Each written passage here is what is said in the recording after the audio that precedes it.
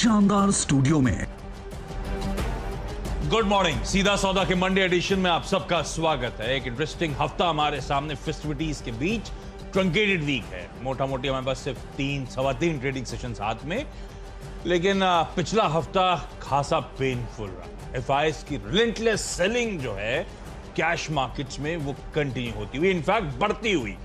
Friday trading session में FIS ने 5100 करोड़ रुपए की कैश मार्केट में बिकवाली करी है।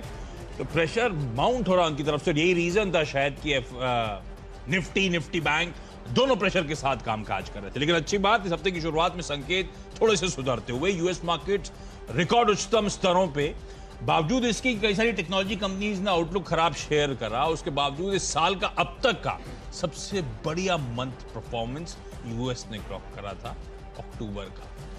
तो मोमेंटम स्ट्रांग, आज फ्यूचर्स अच्छी तेजी का इंडिकेशन देते हुए। इन सब के बीच में एसजेएक्स निफ्टी भी कह रहा है कि हम थोड़े से हरे निशान के साथ शुरुआत करें। पर बड़ा सवाल, इसके बाद फर्दर गेन्स के लिए कंसोलिडेट करेंगे या वापस मोमेंटम फिजल आउट, ये तो खैर वक्त बताएगा। लेकिन पिच रिपोर्ट है दरअसल कैसी, वो नीरज जी समझ लेते हैं। नीरज जी गुड मॉर्निंग, कैसा माहौल? आशीष, पिच रिपोर्ट पे तो आपने देखा ही होगा, शुक्रवार को शुरुआत थोड़ी ठीक ठाक हुई, फिर मार्केट फिसलता गया और अंत में जाके फिर काफ़ी फिसलन देखने को मिली। तो जो शुक्रवार का नज़ारा था कि कुछ पॉकेट्स में कुछ जगहों पे अच्छी तेज़ी आपको देखने को मिली थी, आज भी वैसा होगा, क्योंकि वीकेंड के दौरान भी और फ्राइडे आफ्टर मार्केट बहुत सारे रिजल्ट्स हैं जो बहुत अच्छे रिजल्ट्स हैं। तो उसकी वजह से एक तेज़ी का माहौल रहेगा। लेकिन ब्रॉडर मार्केट में थोड़ा मुझे लगता है अभी भी प्रेशर रहना चाहिए। सेक्टोरल अच्छे रिजल्ट आपको देखने में, क्योंकि जो एफआई की कैश की सेलिंग है ना, वो बहुत कंफर्ट नहीं दे रही है। तो मुझे लगता है कि उसी हिसाब से मैंने टीम भी एडजस्ट की है कि बहुत जहाँ पे रिजल्ट्स ऐसे हैं और जहाँ पे रिजल्ट आउटलुक बहुत अच्छा आने वाला है नेक्स्ट क्वार्टर्स में, जो क्वार्टर थर्ड होगा, फोर्थ होगा, तो मुझे लगता है उन पर ही ध्यान रखना चाहिए। तो पिच उसी हिसाब से बनी हुई है कि अगर आप ज़रा सा भी गड़बड़ करेंगे तो धो दिए जाएंगे। तो जरा सा भी गड़बड़ मतलब बहुत स्मार्टली ट्रेड करना, हाँ, सही स्टॉक्स चुनना, ज़्यादा मतलब एकदम गंगो हो गए जब ट्रेड करेंगे ना, एग्रेशन नहीं दिखाना। हाँ, एकदम सावधानी से ट्रेड करना है। तो भैया सावधानी, कॉशन रखिएगा। हम वो स्टॉक्स आइडेंटिफाई कर रहे हैं जो शायद किसी वजह से आज हो सकता है ग्रीन में हो सकता है रेड में हो। खैर वो मार्केट सेंटिमेंट जो है ना, ज़्यादा ड्राइव करते हैं बजाय न्यूज़ के स्टॉक्स को। पर कोशिश है कि उन न्यूज़ को कैप्चर करा जाए, सेंटिमेंट स्क्रीन पे कैसे प्ले आउट होते हैं वो आपको जरा वॉच आउट करना पड़ेगा। तो है, नीरज जी ने सही कहा, रिजल्ट सीजन टूल पे है, तो कई सारी रिजल्ट से रिलेटेड कंपनीज को सिंगल आउट करने की कोशिश करी, क्योंकि वो कंफर्ट देंगी। फिनोलेक्स इंडस्ट्रीज पहला स्टॉक, बढ़िया क्वार्टर परफॉर्मेंस, आय में साल दर साल 80% का जंप। अब ये साल दर साल जंप कई कंपनीज में ये हो जाएगा कि भाई आप पेन पीरियड से एक रिकवरी पीरियड को कंपेयर कर रहे हो। हाँ, तो मैंने कोशिश करी वो नंबर्स जो क्यू ऑन क्यू भी अपना मोमेंटम इंटैक्ट रख रहे हैं, उसमें फिनोलेक्स इंडस्ट्रीज नजर आएगा आपको, क्योंकि क्यू ऑन क्यू भी आय 13% बढ़ी। मुनाफे में साल दर साल 90% का जंप था, तो क्यू ऑन क्यू 60% का इंप्रूव। इसीलिए मेरा मानना है शायद इन ग्रीन ट्रेड करना चाहिए अच्छे क्वार्टर परफॉर्मेंस के चलते। ऐसे ही दूसरी कंपनी केम्प्ला सनमार्क, वो रिसेंटली लिस्टेड आईपीओ, जिसकी चर्चा होती थी कि 12-13 में डीलिस्ट हो गई, रीलिस्ट होने आई, तब इतने पे गई थी, अब देखो इतना वैल्यूएशन कमांड करने की बात कर रही है। नंबर्स अच्छे हैं, लिस्टिंग अच्छी हुई थी, सब अच्छा हुआ था।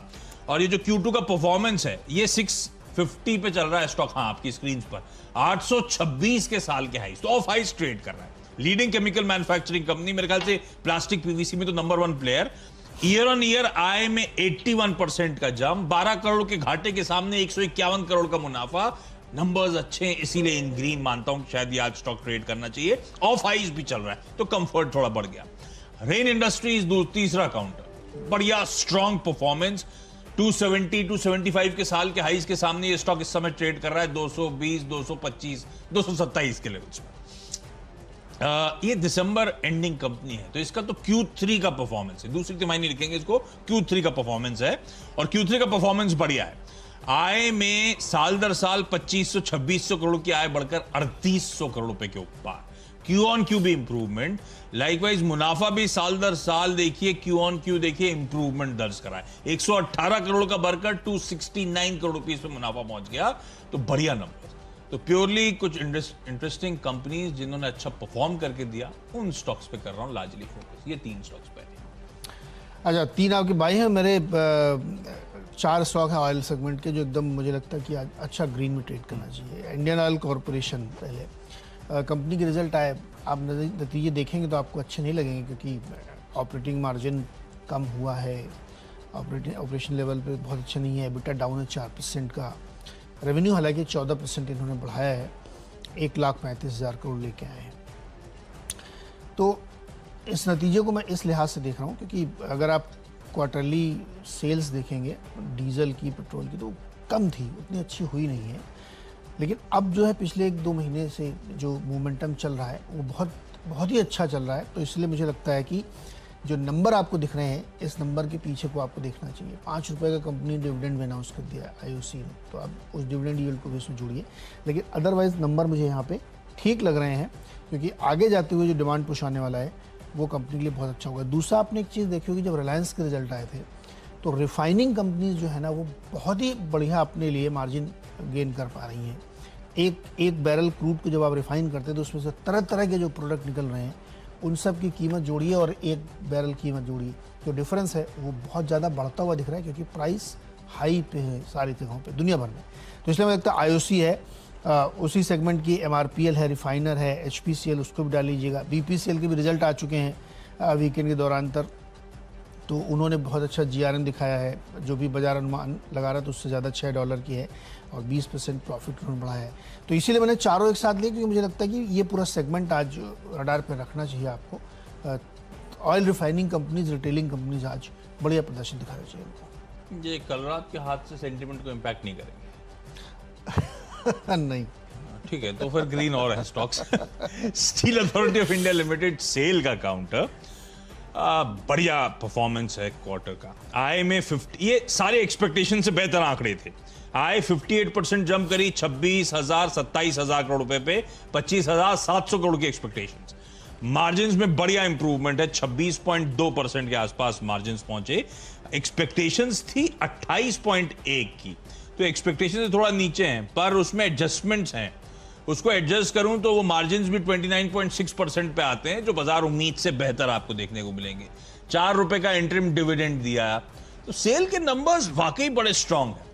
इसीलिए मेरा मानना है खरीदारी पर। एक बात ध्यान रखिएगा, नंबर्स थोड़ा सा हिस्टोरिकल हो गए क्योंकि हम पिछले क्वार्टर की बात कर रहे हैं। इस समय स्टील साइकिल थोड़ी सी ना वैसी नहीं रही जैसे पहले, थोड़ी वॉबली हो गई है। तो आपने बहुत ट्वीट्स देखे होंगे, सोशल मीडिया पे देखा होगा, सेल के ताबड़तोड़ नंबर अच्छे हैं, कोई इशू नहीं है, पर उतना एग्रेशन के साथ नहीं। इसीलिए मैंने 3 से 4थे पायदान पर रखा है स्टॉक को। खरीदारी करने का मन नो डाउट इन नंबर्स के दम पर। अच्छी रीरेटिंग शायद होती हुई नजर आए, पर थोड़े कॉशन के साथ, क्योंकि वो साइकिल को लेकर अभी भी क्लैरिटी नहीं है, स्टील साइकिल को लेकर। अच्छा, 5वां स्टॉक है GE शिपिंग। 2 रीजंस, बढ़िया Q2 था और बढ़िया भाव है। बढ़िया भाव इसलिए कह रहा हूं क्योंकि 477 वाला स्टॉक करेक्ट होकर 320 पे आ गया, तो बढ़िया भाव है। और उसके बाद Q2 के नंबर्स देखिए, 885 करोड़ की रेवेन्यू, 775 के मुकाबले साल दर साल 770 करोड़ रुपए क्यू ऑन क्यू, तो दोनों पैमाने पे नंबर्स अच्छे। वैसे ही प्रॉफिटेबिलिटी देखिए, 228 करोड़ का मुनाफा हुआ, पिछले क्वार्टर 38, उससे पिछले साल इसी क्वार्टर में 196। तो सीक्वेंशियली लीजिए, ईयर ऑन लीजिए, नंबर्स अच्छे हैं। छठी कंपनी जो है उसको CDSL सिर्फ NSE में लिस्टेड है, ध्यान रखिएगा। वहां पे जो नंबर्स पोस्ट हुए हैं, नंबर्स अच्छे हैं। 101 करोड़ से बढ़कर आय जो है 165 करोड़ रुपए, मुनाफा जो है 48 करोड़ से बढ़कर 86 करोड़ रुपीस। पिछले क्वार्टर भी 64 करोड़ रुपीस का मुनाफा था। वही सारे नंबर्स जो हमने लिए हैं, साल दर साल क्यू ऑन क्यू दोनों अच्छे ट्रैक्शन से, इसीलिए इन सब स्टॉक्स में शायद इन ग्रीन ट्रेड होना चाहिए। ओके, RPG लाइफ नतीजे अच्छे दिख रहे हैं। मुनाफा 41% बढ़ गया है इनका, मार्जिन 19.7 के सामने 23% का आया है। एबिटा लेवल पे 35% की ग्रोथ देखने को मिली है, तो ऑपरेटिंग मुनाफा बढ़िया दिख रहा है मुझे, और रेवेन्यू 16% की ग्रोथ है, तो नंबर ठीक दिख रहे हैं। और देखिए, शुक्रवार को स्टॉक वीक भी था, तो मुझे लगता है कि ग्रीन में ट्रेड करना चाहिए। GSK फार्मा के नंबर बहुत ही बढ़िया है, 15-16% की रेवेन्यू ग्रोथ दिखाई है और मार्जिन में 4% का सीधे उछाल है, और एबिटा लेवल पे 35% की ग्रोथ देखने को मिली है। तो ये मतलब मुझे तो बहुत कम फार्मा कंपनी सीजन में दिख रही हैं जो उनके नतीजे बहुत अच्छे दिख रहे हों, उनमें से एक ये बढ़िया दिख रही है GSK फार्मा। तो मुझे लगता है कि ये भी आज ग्रीन में ट्रेड करना चाहिए। अच्छा, सब ग्रीन ही चल रहे हैं ऊपर से। फिलहाल आना है क्या आपके पास? के बाद आएगा एक फिर से आपका। और अब बारी है मध्यक्रम के खिलाड़ियों की। तो उसमें एक खिलाड़ी है जिसका नाम है बंधन बैंक। बंधन बैंक के नतीजे बहुत ही ख़राब है। अभी हर्षिता जी समझा के गई हैं आपको ठीक से। 3000 करोड़ का नुकसान। उम्मीद थी कि 250 करोड़ का प्रॉफिट आएगा, उसके सामने इतना नुकसान है। नेट इंटरेस्ट इनकम भी जो इतना अनुमान था उससे कम से कम 500-600 करोड़ कम है।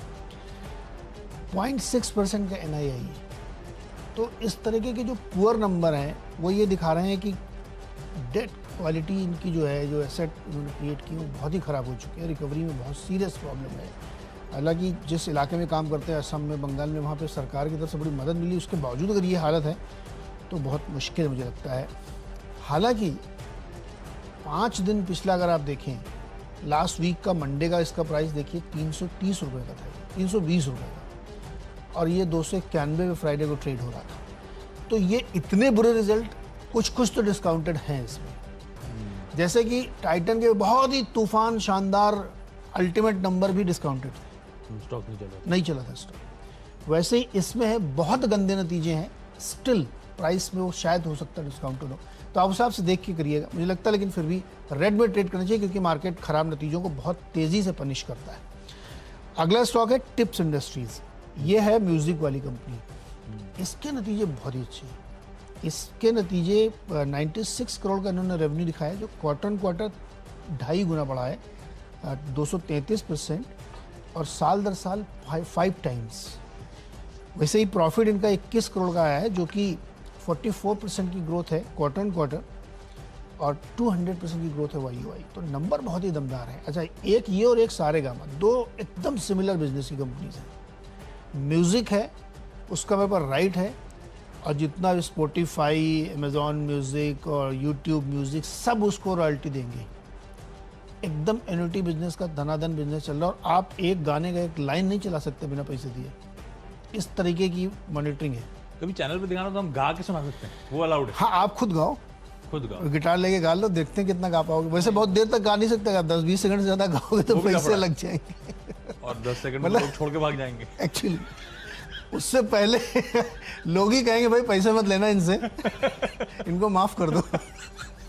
तो टिप्स के नतीजे अच्छे दिख रहे हैं। मुझे लगता है कि ग्रीन में ट्रेड करना चाहिए। टिप्स तो सारे गाँव दोनों बहुत ही, मतलब ऐसा बिजनेस इन्होंने डिवाइस किया है कि गजब की कमाई हो रही है इनकी। अच्छा, 2 और रिजल्ट्स हैं, मैंने तो लार्जी सब रिजल्ट्स ही ट्रैक करे। गोवा कार्बन अच्छे नंबर्स हैं। आय में साल दर साल 71 और Q-on-Q 21% का जंप। प्रॉफिट्स आए 66 करोड़ के। पिछले क्वार्टर 50 लाख का मुनाफा था, और पिछले साल इसी क्वार्टर में 5 करोड़ का घाटा था। तो बढ़िया turn around. LG Balakrishnan and brothers आय साल दर साल बढ़ी 38 और Q-on-Q बढ़ी 45%। मुनाफा बढ़ा है साल दर साल 195% और Q-on-Q 48%, बढ़कर पहुंच गया 74 करोड़। तो दोनों नंबर्स, दोनों पैमानों पर साल दर साल Q-on-Q स्ट्रॉन्ग ट्रैक्शन दिखा रहे हैं, इसीलिए दोनों को इन ग्रीन मानता हूं। स्वागत है आपका IBIX कैश स्टूडियो में, और आप देख रहे हैं सीधा सौदा। सीधा सौदा के आखिरी पड़ाव में हम लोग पहुंचते हुए, और यहाँ पे गैस कंपनी की बातचीत होगी। गुजरात गैस दिखाइए, इसमें इन्होंने 11 रुपये पर SCM के दाम बढ़ा दिए नेचुरल गैस के। और ये मैंने आपसे कई बार कहा है कि इतनी ज़्यादा गैस की कीमतें बढ़ी हैं कि वो इनको कई बार जब तक हाइक नहीं लेंगे बहुत मुश्किल होने वाली है। अभी 3 हफ्ते पहले $56 का स्पॉट प्राइस था एशिया में, अभी थोड़ा सा नरम हुआ होगा, लेकिन अभी भी जो बढ़ी हैं कीमतें उसका इनको फ़ायदा होगा, क्योंकि गुजरात गैस है या कोई भी दूसरी कंपनी हो उसको बहुत दिक्कत हो रही थी। और नेक्स्ट हाइक जो अप्रैल में आएगी आप देखिएगा वो डबल होगी यहाँ से, तो और ज़्यादा कीमतों पे प्रेशर पड़ेगा। इसलिए कंपनी लगातार हाइक ले रही, तीसरी बार हाइक ली है इन्होंने। और इसी संदर्भ में MGL, क्योंकि ये दोनों कंपनी जो है इनके पास इंडस्ट्रियल क्लाइंटेल ज़्यादा है, और इंडस्ट्रियल क्लाइंटेल में कंजम्पशन ज़्यादा होता है, बिलिंग ज़्यादा होती है, वही ज़्यादा प्रॉफिट होता है। घरों में जो गैस जाती है ना, जिसको क्या होता है पाइप्ड नेचुरल गैस PNG, वो बहुत बड़ा बिजनेस नहीं है, बहुत छोटा बिजनेस है। इंडस्ट्रियल का बड़ा बिजनेस, इसलिए दोनों को रखा महानगर और गुजरात गैस। 2